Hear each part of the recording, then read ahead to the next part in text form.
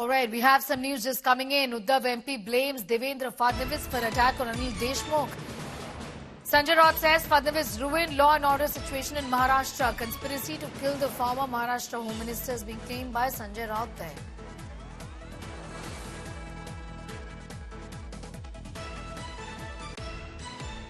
ये महाराष्ट्र की कानून व्यवस्था, लॉ एंड ऑर्डर पूरी तरह से खत्म हो गई। इस राज्य में चुनाव में इस प्रकार की भयंकर हिंसा कभी नहीं हुई थी। देवेंद्र फडणवीस विद्यमान गृहमंत्री है।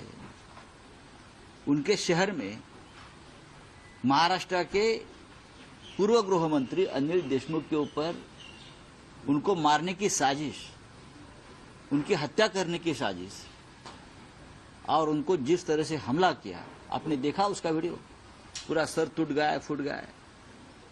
कौन जिम्मेदार है? चुनाव आयोग के हाथ में पूरे सूत्र रहते हैं ना, तो सबसे पहले चुनाव आयोग जिम्मेदार है।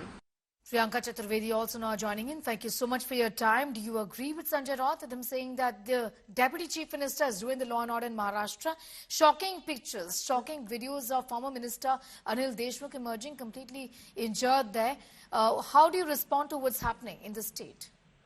No, it's also an indicator of the absolutely collapsed law and order system of Maharashtra under the Deputy Chief Minister Devendra Fadnavis, right from Badlapur to the death of one of our prominent politicians, and now an attack on the former Home Minister.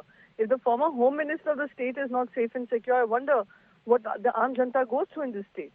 So it's a grim reality that in the opportunistic politics, the state continues to suffer. What kind of corrective action should the government now take, given that this was an attack on a former minister, former Home Minister?